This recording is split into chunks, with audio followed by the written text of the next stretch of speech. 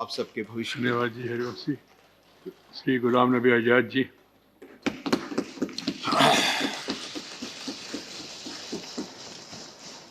माननीय chairman sir,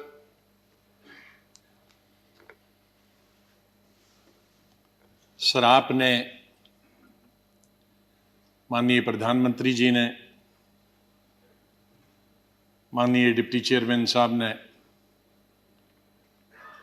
और मेरे जितने भी यहाँ साथी हैं, उस तरफ के या इस तरफ के, सत्ताधारी पार्टी के या विपक्ष, और विशेष रूप से आपने और माननीय प्रधानमंत्री जी ने जिस तरह से भावुक होकर मेरे बारे में कुछ शब्द बताए, मैं बड़ी सोच में पड़ गया कि क्या कहूं।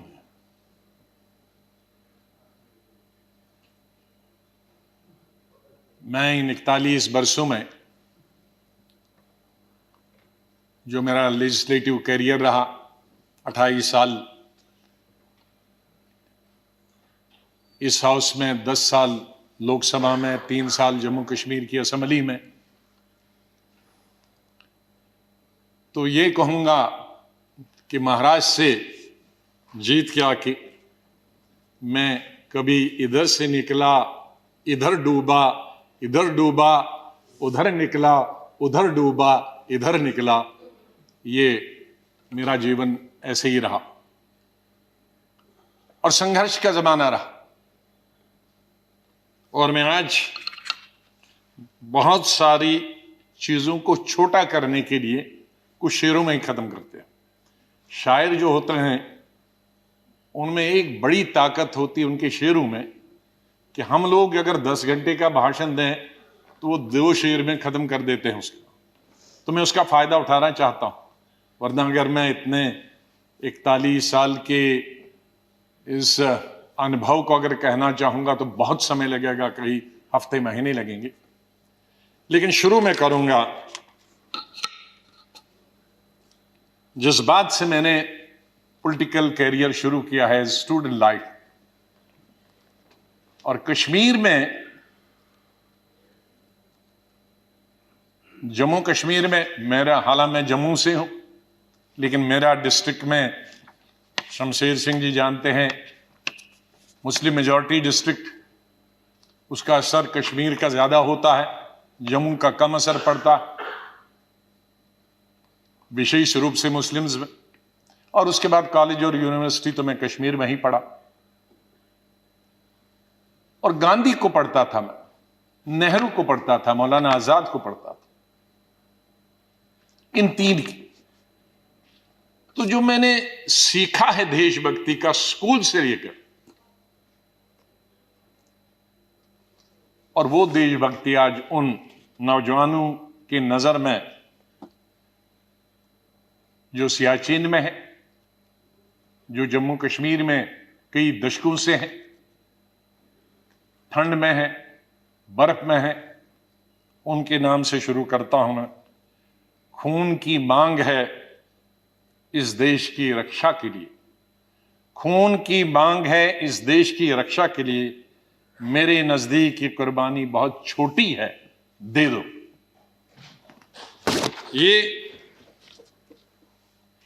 ये मेरे मन में बचपन से और स्कूल से ये बात रही। और जब मैं कश्मीर के सबसे बड़े college, SP college, Shri Pratap college में पढ़ता था, मुझे याद है वहां 14 अगस्त भी मनाया जाता था और 15 अगस्त भी मनाया जाता था हमारे कॉलेज में। और 14 अगस्त तो आप जानते हैं किसके लिए मनाया जाता, और मेजॉरिटी उनकी थी जो 14 अगस्त को मनते, और बहुत कम माइनॉरिटी थी दर्जन के अंदर, जिसमें मैं भी था और मेरे दोस्त थे जो 15 अगस्त में स्टाफ के और प्रिंसिपल के साथ रहते थे। और उसके बाद हम 1 हफ्ता कॉलेज नहीं जाते थे क्योंकि पिटाई होती। तो उस वक्त से निकलकर हम इस सोच के आए हैं जिस सोच में आज हम सब हैं।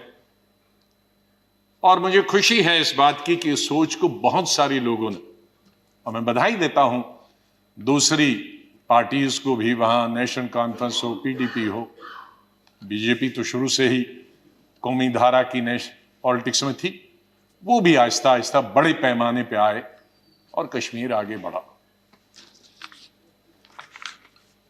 मेरी हमेशा ये सोच रही कि हम बड़े खुशकिस्मत हैं, जन्नत हिंदुस्तान ही है। मैं तो आजादी के बाद पैदा हुआ, लेकिन आज गूगल के जरिए मैं पढ़ता हूं, देखता हूं, सुनता हूं,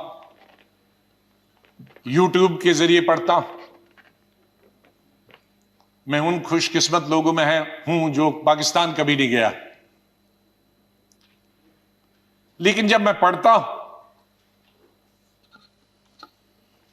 कि वहां किस तरह के हालात हैं पाकिस्तान के अंदर, तो मुझे गौरव महसूस होता है, मुझे फख्र महसूस होता है कि हम हिंदुस्तानी मुसलमान हैं।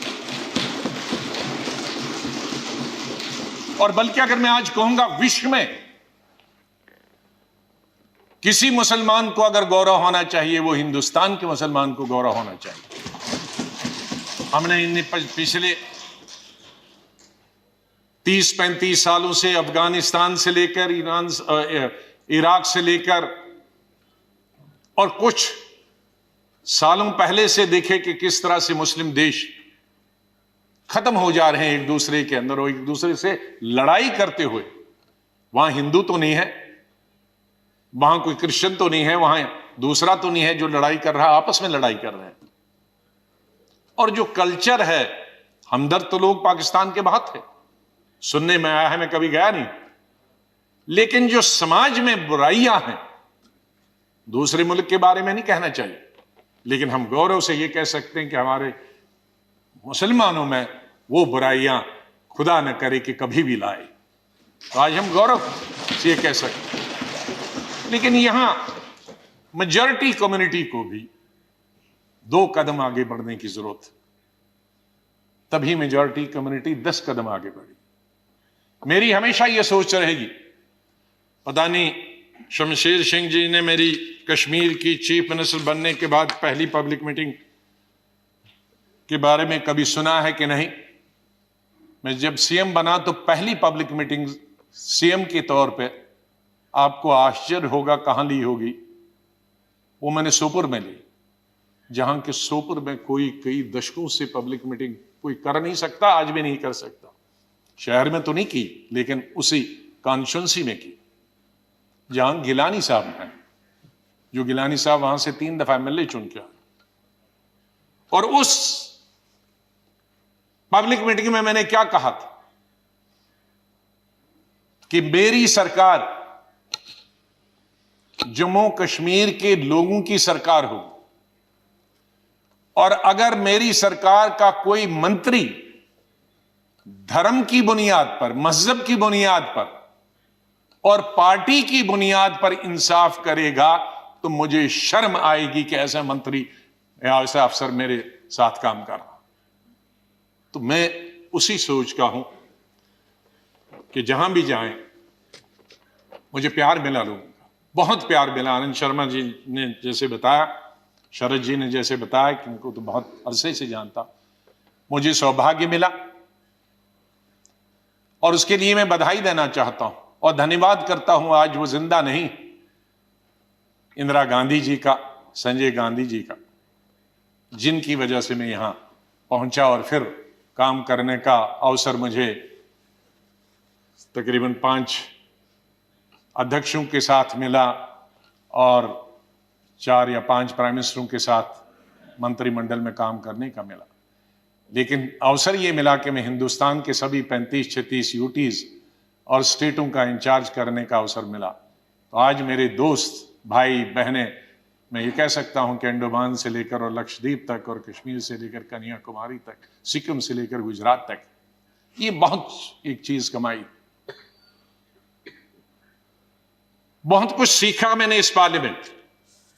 मुझे अवसर मिला पार्टी के जनशक्ति या मंत्री के रूप में।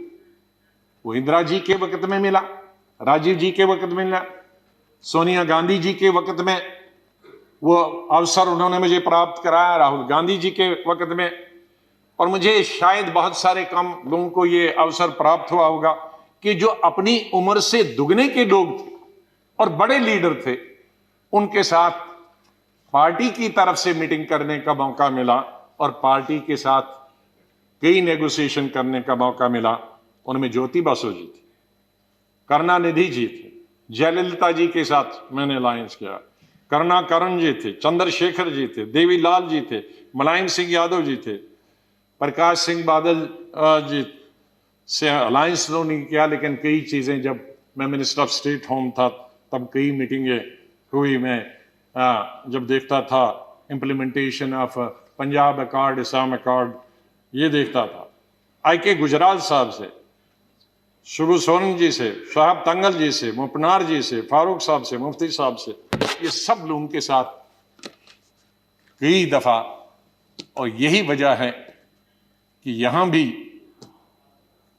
उसी तरह से मैंने चलाया। 3 प्राइम मिनिस्टरों के साथ मैं पार्लियामेंट्री अफेयर्स मिनिस्टर रहा। मैं उस बात को भूल नहीं सकता कि इंदिरा जी फोतेदार जी और हमें बताती थी। फोतेदार जी पॉलिटिकल सेक्रेटरी थे, मैं यूथ कांग्रेस का प्रेसिडेंट था। कहा जरा अटल जी से भी संपर्क में रहा करो। बीजेपी ने उन्होंने कहा अटल जी से संपर्क में रहा करो। तो वो इस सोच की थी। बाद में राजीव जी जब प्राइम मिनिस्टर बने तो उन्होंने कहा भाई अब विपक्ष के जो लोग हैं उनके पास तो 2 एमएलए एमपी हैं, हमारा इतना बहुमत, उनको भी तो अपनी कॉन्स्टिट्यूंसी का काम करना होता होगा, उनसे भी जरा पूछा करो। जब पार्लियामेंट्री अफेयर्स में मिनिस्टर बना मैं उनके वक्त में राजीव गांधी की, तो फिर एक दफा फिर याद दिलाया कि आप बहुत सारे काम अपनी पार्टी के कराते हो, विपक्ष के भी कुछ करते हो। मैंने कहा मैं बिल्कुल उनके भी पूछता हूं, जो जो बताते हैं, हर चीज आपको बताने की जरूरत नहीं, हम अपने लेवल पे करते हैं। और बाद में मैंने यही चीज माननीय अटल बिहारी वाजपेयी जी से सीखी। 5 साल 91 से 96 तक मैं पार्लियामेंट्री अफेयर्स मिनिस्टर रहा, और भी पोर्टफोलियोज थे मेरे पास। और अटल जी विपक्ष के नेता रहे, हमारे पास बहुमत नहीं था और अलायंस भी नहीं था, माइनॉरिटी गवर्नमेंट थी।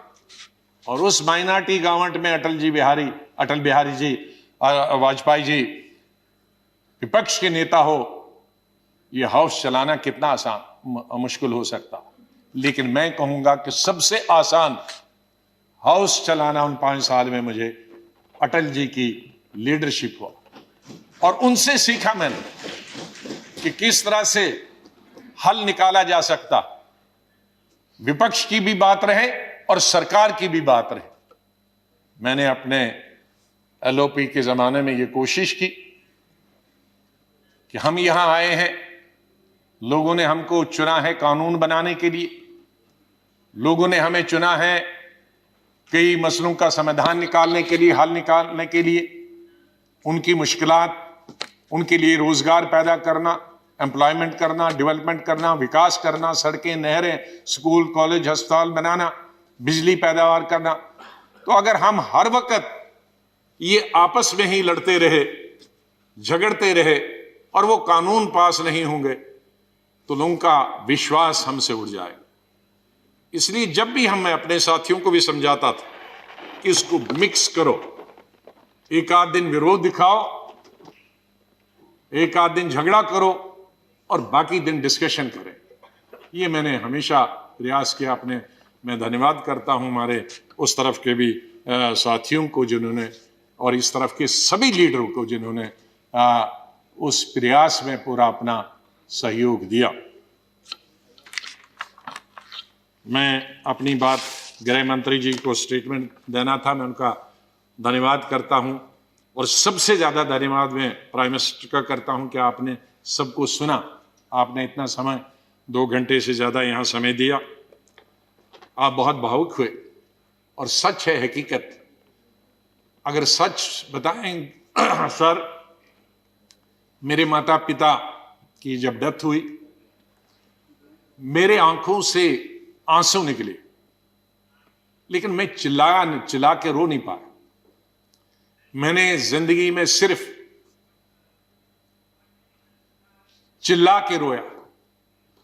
और जब रोता है इंसान तो वो कोई चिल्ला के रोने के लिए तो आपको आर्टिफिशियल होने की जरूरत नहीं। वो थी पहली संजय गांधी की मौत, इंदिरा गांधी की मौत, राजीव गांधी की मौत, अलग अलग जगह थी, क्योंकि तीनों मौतें अचानक हो गई थी। शायद अगर नेचुरल मौत होती तो वो चीख नहीं निकलती। और चौथी थी जब सुपर सुनामी आ गया था उड़ीसा में 99। मैं हॉस्पिटल गया अपने पिताजी को दिखाने के लिए, और उन्होंने कहा कि इनको गैलेपिंग कैंसर है। मुझे तब तक ये गैलेपिंग कैंसर का नहीं, कैंसर मालूम, गैलेपिंग। तो मैंने पूछा इसका क्या मतलब हुआ, कि ज्योग्राफिकल रेशो से बढ़ता है, 2 का 4, 4 का 8, 8 का 16, 16 का 64, जो बढ़ जाता है, और इसकी अपर लिमिट है 21 दिन। तो 21 दिन आप कहीं मत जाओ। दोपहर को मैं ये लेके आया और सुबह हमने प्रोग्राम बनाया कहीं जाने का, इनको घुमाएंगे। मिसेस गांधी का शाम को फोन आया कि वहां साइक्लोन है, कोई दूसरे जनरल सेक्रेटरी हैं वो जाना नहीं चाहते और तुम ही जा सकते हो। अब मैं उनको कहता कि मैं, अगर मेरे डॉक्टर ने ये कहा है तो कहेंगी बहाना कर रहा। तो मैं अपने पिताजी को छोड़कर, मैंने कहा 2 दिन में वापस आऊंगा। गुजरात के, ये उड़ीसा के लोगों के लिए एक नई बात कहता हूं, क्योंकि इसका लुल्लू, इसका गवाह था, वो इस दुनिया में नहीं रहा। हमारे कांग्रेस का यंग लीडर था, यूं बहुत हाउस होल्ड नेम है आज भी। उड़ीसा जब एयरपोर्ट पे पहुंचा तो 1000 आदमी था, लड़के। तो कहा सर पैदल चलना है, क्योंकि सारे पेड़ जो हैं, शहर पानी में है और सारे पेड़ सड़कों पर है, तो ये 10-12 किलोमीटर पैदल चलना। चले हम। तो सबसे बड़ा काम क्या था पहला, और मिनिस्टर कोई नहीं, चीफ मिनिस्टर भाग गए थे, मिनिस्टर भाग गए थे, कोई एडमिनिस्ट्रेशन, कोई। दुकानें तोड़कर मैंने उनकी लिस्ट बनाई पुलिस की मदद से कि उनको पैसे देंगे बाद में। हमने हथियार लिए जंगल काटने के, 3 रातें और 3 दिन। और अटल जी से जाते ही मैंने फोन पे संपर्क किया, अटल जी प्राइम मिनिस्टर, कि ये स्थिति है और हम सड़क तैयार करेंगे, तब आप आइए ताकि हम वहां समंदर तक पहुंच जाएं। 3 रात और 3 दिन हम तकरीबन 1000 लड़के यूथ कांग्रेस के मैंने लगाए काटने में और सड़क। फिर पीएम को फोन किया, फिर वो हेलीकॉप्टर से आए, फिर उनसे राशन मंगाया, फिर उसके बाद मैंने सोनिया गांधी जी को कहा। तो और वहां मैं रोया जब मैंने लाशें देखी, सैकड़ों लाशें तैर रही थी जब हम समंदर के किनारे तक पहुंचे। वहां मैं चिल्ला के रोया। वो 4थी दफा था।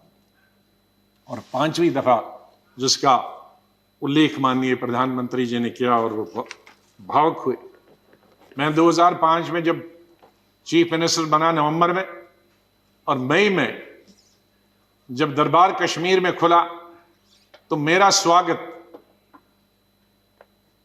गुजरात के मेरे भाइयों और बहनों की कुर्बानी से हुआ। मैं अभी 2 ही दिन पहले पहुंचा था, तो वहां स्वागत करने का मिलिटेंट का यही तरीका था कि आप हत्या करो गरीबों की, तो वही स्वागत होता। उसका मतलब था कि हम हैं, इस गलतफहमी में न रहना। निषाद बाग जो कि राजभवन के साथ, वहां बस से, उस पर लिखा था गुजरात की बस, उसमें हमारे तकरीबन 40-50 गुजरात के हमारे भाई बहनें टूरिस्ट, उस पे उन्होंने ग्रेनेड लगाया और मेरे ख्याल में दर्जन से ज्यादा लोग वहीं हताहत हो गए और कई जख्मी हो गए। मैं फौरन तुरंत जगह पे पहुंचा, लेकिन तब तक पुलिस ने वो हटा दिया था। फिर मैं जैसे माननीय प्रधानमंत्री जी इन्होंने भी डिफेंस मिनिस्टर से बात की, मैंने प्रधानमंत्री जी से बात की, जहाज आया मी-8 उनको लेने के लिए। लेकिन जब मैं एयरपोर्ट पे पहुंचा तो जाहिर है सिक्योरिटी वाले कहते हैं कि सीएम आ रहे हैं, सीएम आ रहे हैं। तो एयरपोर्ट पे ये सब जाने के लिए तैयार थे। हमारे जख्मी भाई, छोटे छोटे बच्चे। तो जब मैं एयरपोर्ट पे पहुंचा तो इन बच्चों ने, जिसका किसी का पिता मर गया था, किसी की मां मर गई थी, वो रोते रोते मेरे टांगों से जब लिपट गए तो मैं जोर से मेरी आवाजें निकल गई, ये खुदा ये क्या तुमने किया। मैं कैसे जवाब दूं इन बच्चों को, मैं कैसे जवाब दूं उन बहनों को जो यहां तफरी के लिए आए थे, सैर के लिए आए थे, और आज मैं लाशें लेकर इनके हवाले कर रहा हूं उनके माता पिता की। तो ये भावुक होने की जरूरी बात थी। आज हम ये अल्लाह से, भगवान से यही दुआ करते हैं कि इस देश से मिलिटेंसी खत्म हो जाए, इस देश से आतंकवाद खत्म हो जाए।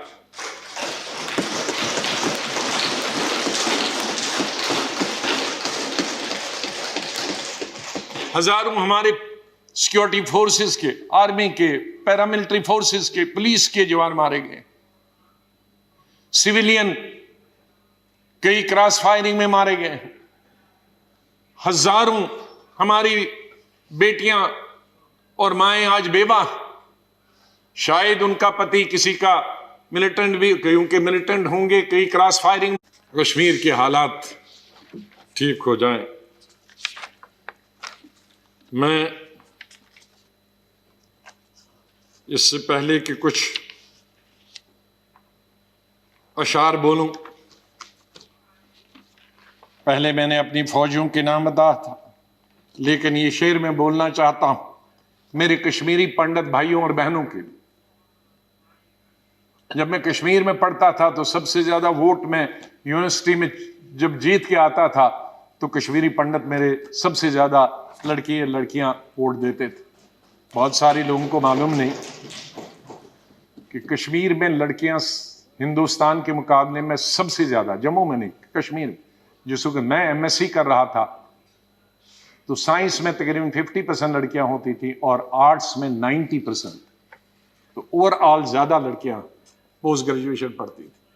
तो मैं जब यूनिवर्सिटी का इलेक्शन लड़ता था तो हमारे कश्मीरी पंडित लड़के हों या लड़कियां, सबसे ज्यादा वोट मुझे 100% मिलते थे। मैं 99 भी नहीं कहूं। दोस्त हैं आज वो बिखरे हुए, मुझे बहुत अफसोस होता है जब मैं उनसे मिलता, अपने क्लासमेट्स।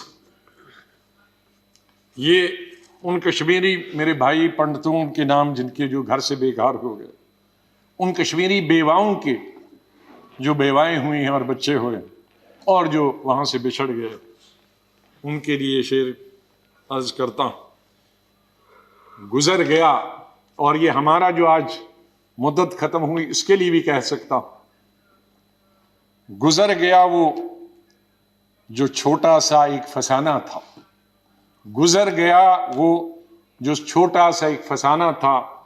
फूल थे, चमन था, आशियाना था। गुजर गया वो जो छोटा सा एक फसाना था, फूल थे, चमन थे, था, आशियाना था। न पूछ उजड़े नशेमन की दास्ता, घोंसला उजड़ गया। न पूछ उजड़े नशेमन की दास्ता, न पूछ थे 4 तिनके मगर नाम आशियाना तो था। तो हम उस आशियानियों को, आप दोनों यहां बैठे हैं, उसको फिर आशियाना बनाए जो इस वक्त उजड़ा हुआ है। उसके लिए हम सबको प्रयास करना। और मुझे, जैसे मैंने बताया, बहुत काम कर चुके हैं, सेवा कर चुके हैं, आशीर्वाद सबका मिला है। मैं यही कहूंगा, दिल ना उम्मीद तो नहीं, नाकाम ही तो है। दिल ना उम्मीद तो नहीं, नाकाम ही तो है, लंबी है गम की शाम, शाम ही तो है। कितनी लंबी होगी? सवेरा तो आई, विंटर में जरा लंबी होती है, तो लंबी है गम की शाम, मगर शाम ही तो है, सवेरा तो फिर आ जाएगा। और आखिर में ये कहूंगा, चाहे हम याद यहां ना होंगे, लेकिन फिर उसके लिए कहूंगा, बदलेगा न मेरे बाद भी मौजूए गुफ्तगू, बदलेगा न मेरे बाद भी मौजूए गुफ्तगू, मैं जा चुका हूंगा फिर भी तेरी महफिलों में रहूंगा। माननीय चेयरमैन साहब, मैं आपका बहुत बहुत धन्यवाद करता हूं। आपके साथ काम करने का मुझे अवसर मिला। आप जब पार्टी के अध्यक्ष थे तब भी हमारी मुलाकात होती थी, जब आप मंत्री बने तब भी बात होती थी, जब यहाँ चेयरमैन बनने से, वाइस प्रेसिडेंट आप बनने से पहले आप पार्लियामेंट्री अफेयर्स मिनिस्टर थे और मैं एलओपी था, तब भी हमारे संपर्क है। लेकिन जिस तरह का आशीर्वाद, जिस तरह का प्रेम, जिस तरह का प्यार आपका चेयरमैन के तौर पे मिला और वो जो गाइडेंस मिली, उसके लिए मैं हमेशा ऋणी रहूंगा, धन्यवाद करता हूं उसके लिए, और आपके स्नेह और प्यार के लिए मैं हमेशा धन्यवाद करता हूं। माननीय प्रधानमंत्री जी, कई दफा टोका टोकी हुई और आपने कभी बुरा नहीं माना। एलओपी के वक्त में बड़ी बड़ी लंबी स्पीचें आपकी हुई, मेरी हुई, खास करके राष्ट्रपति के अभिभाषण पर, उसमें लंबी तकरीर होती थी। कभी हम कुछ एलओपी की जिम्मेदारी करते थे, लेकिन आपने व्यक्तिगत तौर पर उसे कभी अपने खिलाफ नहीं दिया। हमेशा भी आपने पर्सनल कॉन्टेक्ट्स को और पार्टी की जो जिम्मेदारी है उसको दूर रखा। कभी ईद हो, दिवाली हो, बर्थडे हो, उसमें बराबर आपने कभी भी कमी नहीं की फोन करने की। सबसे पहले या तो मेरी पार्टी प्रेसिडेंट का आता था या आपका आता था। दो आदमियों का तो अनिवार्य, हमारे प्रधानमंत्री और कांग्रेस प्रेसिडेंट मिसेस गांधी। और आपने हमेशा बताया कि कभी अपनी स्टेट के बारे में हो और कोई काम हो तो मुझे आप कभी भी बताना। मुझे याद है जब मैं राज्यसभा इलेक्शन लड़ने गया तो आपने कुछ कहा कि भाई आपको कुछ जरूरत है। मेरे का वो तो लड़ाई है, आपका कैंडिडेट है, मैं कैंडिडेट हूं, उसमें आप कुछ नहीं कर सकते। तो ये एक पर्सनल टच जो होता, आदमी भावुक हो जाता, आदमी सेंटिमेंटल हो जाता, आदमी इमोशनल होता। और मेरे संपर्क तो विपक्ष के साथ आज से नहीं, जब पहली दफा मैं एमओएस बना था तब से लेकर आज तक, क्योंकि हम मिलके ही देश को चला सकते हैं। लड़ाई करके, गालियां दे करने के से हम अपनी बात अपने भाषणों के जरिए कर सकते हैं। मैं आपका बहुत धन्यवाद करता हूं। मैं माननीय डिप्टी चेयरमैन साहब, मेरे यहाँ हम बेंचमेट रहे, वो हमेशा मुझे याद रहेगा। बहुत सिंपल आदमी है, स्ट्रेट फॉरवर्ड है। कभी कभी हम नाराज होते हैं स्ट्रेट फॉरवर्ड, लेकिन स्ट्रेट फॉरवर्ड हमेशा वो लोग नाराज होते हैं। और शरद पवार जी से लेकर और यादव जी से लेकर और सब लोग हमारे लीडरों का तो मैं बहुत ही धन्यवाद, सब लेफ्ट राइट एंड सेंटर, नाम क्योंकि कुछ लूंगा तो बहुत सारे हमारे साथी नाराज होंगे। तो चेयरमैन साहब से लेकर और प्रधानमंत्री जी से लेकर, मैं सेक्रेटरी जनरल साहब का कैसे और सेक्रेटरीट का कैसे धन्यवाद कर सकता हूं, मुश्किल है करना, क्योंकि इनका सहयोग मिला बहुत हमेशा। हर वक्त जब भी हमने कुछ चाहा इंफॉर्मेशन पार्लियामेंट की या कोऑर्डिनेशन के बारे में आप तक पहुंचने की बात की, तो सेक्रेटरी जनरल साहब ने और सेक्रेटरीट ने हमने हमेशा हमारी मदद की है। और आखिर इस शेर से मैं आपसे विदाई लेता हूं, और इंशाल्लाह हम मिलते रहेंगे, चाहे यहाँ नहीं मिले लेकिन आगे एक दूसरे के पास आ जा सकते हैं। नहीं आएगी, मैं आप लोगों से बोल, नहीं आएगी याद तो बरसों नहीं आएगी, मगर जब याद आओगे तो बहुत याद आओगे। धन्यवाद गुलाम नबी जी।